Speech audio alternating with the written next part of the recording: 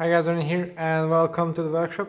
A couple of you have been asking about the tools that I use to work on the bikes, and since I recently made quite a big upgrade to my toolkit, I decided to tell you more about it today. So let's have a look right from the start. So I already had a steel tool wall with these hole inserts, but now I made some upgrades to that, so additional mounts. Most importantly, this magnetic backing plate here, and a couple of new tools as well. So I had to upgrade to a 12-speed chain tool, more professional grade. But if you start from the top, I'll show you from the tools I already have. So hanger adjustment tool, quite priceless. Dishing gauge, not used that often but can be useful. Then bearing extractor tool from Park Tool. This is for the big bearings, so BB386, BB30, PF30, so the large diameter ones. Shock pump, pretty much a must if you work on mountain bikes. Grease gun, this is mainly for speed plate pedals but can be useful elsewhere. Then with the new SRAM group sets, you need these alignment tools to adjust the B gap. So I have this for axis ETAP, Eagle regular and Eagle axis, so all kinds. Then I've been using this bearing truss spool from Enduro and it works good, but I had to upgrade it because, well, for the larger bearings, larger cups, it's just not stiff enough to pull them into place straight, and if you don't pull them straight they don't go in at all. So I had to upgrade this, but for the smaller bearings like BB86 or hub bearings, frame bearings, it's excellent. Then a couple of bottom bracket tools. So this is the regular Holotech tool. This is an adapter because people think that press fit bottom brackets are messy, but Shimano's own threaded bottom brackets are messy because you have this tool, you have this adapter, and then you have one more type, so yeah, not very clear. Then you have this for rotor, Kogel, etc. This is for Bosch e-bike motors.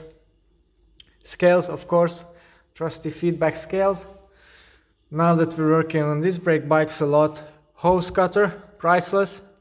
And if you're working with Shimano, not that often in my case, but you need the pin driver to put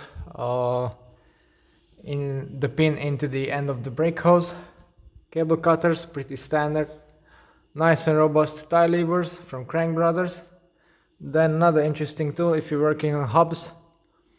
Then with these you can remove the end caps. You just put this into the vise and you can pull them off easily.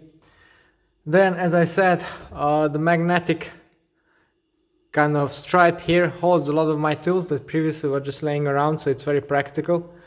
So truing tools, rotor truing tool, chain checker, cassette tools, quick link tool. This is the extractor for the small bearings, so BB90, BB86, smaller diameter bottom brackets. This is the adapter kit for my mounting stand, which I've also changed from Park Tool. And this is my new bottom bracket bearing press set from Park Tool. It's very nice. I can show you in a bit more detail as it's quite interesting and it's new for me. As I previously mentioned, I had to upgrade to this one. Nice box here, all the adapters included, even though I already have some of my own. And as you can see, the shaft has a much larger diameter. It's much more sturdy, much more stiff, so it pulls in even the largest diameter bearings with no issues very quickly. You also have this a quick magnetic ending, so it's very quick to work with. One gripe I have with it is the magnet on this is too weak, so it falls off when it really shouldn't, but Other than that, works perfectly as intended. So let's just put this back. Then we have two professional bleed kits for RockShox reverb dropper posts and for all kinds of SRAM brakes. Really all types. If you buy this kit, you are covered. As far as SRAM is considered, some washing liquid, brake cleaner of course. And recently I started using this meal kit syringe and kit for tubeless installation. Makes it a bit easier. Park tool, internal routing tool, and all kinds of syringes and miscellaneous stuff that I collected and can be useful. Extractors, old chain tool, etc. They are laying around here. And then the chemicals, all the greases and different stuff, carbon paste, anti-seize paste, carbon protector, etc. They're all in this small little box. Then another big upgrade was this little toolbox where I have a lot of stuff, including my torque wrench.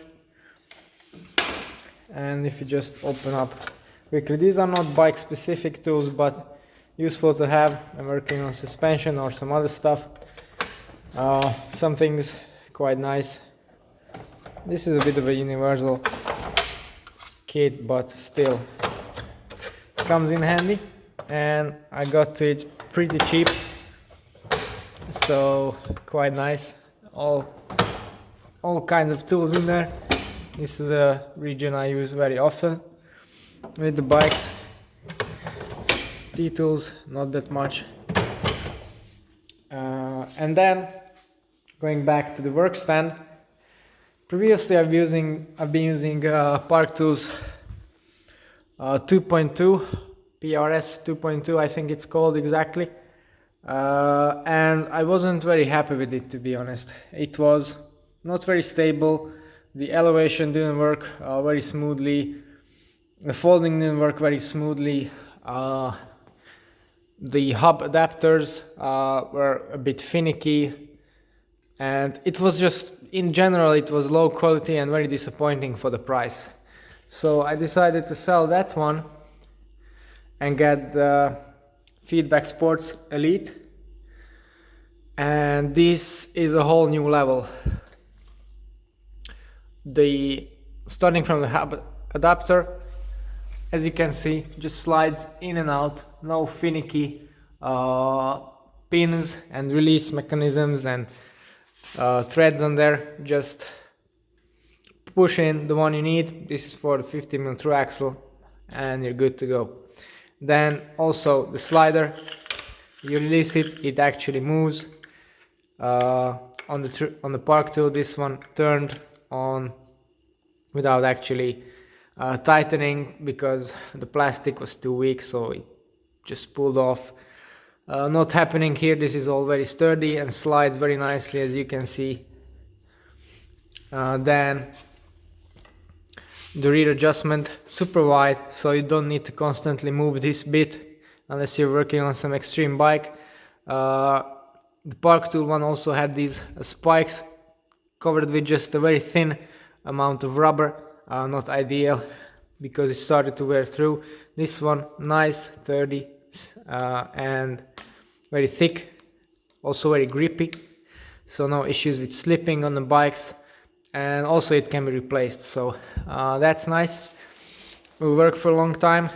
Then you can actually easily move the upper rail if you want, but I don't really use that feature.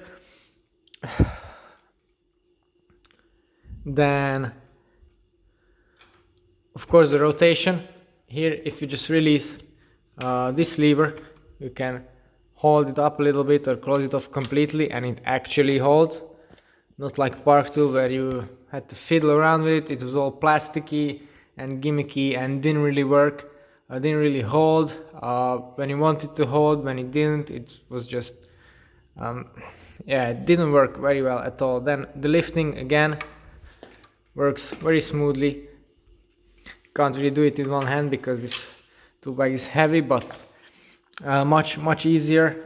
This one you release, you just pull it off and it's folded. Also much more stable. This whole area much stiffer, no wobble at all here or here. And the rubber feet super grippy, so no unwanted movement. It's a lot heavier though than the Park Tool one. I guess it uses more metal parts, which is a good thing. So in general, very happy with this change. Also the finish and the quality, it's not powder coated but anodized, so it will last basically forever. Very nice upgrade indeed. And I think after this couple of changes to my workshop I can work on more bikes more effectively, so really happy with the changes. Okay, so this is all about the tools that I use during my work with the bikes. If you want to know more about the bikes themselves, then don't forget to tune into the channel and subscribe. Thanks for watching and see you next time.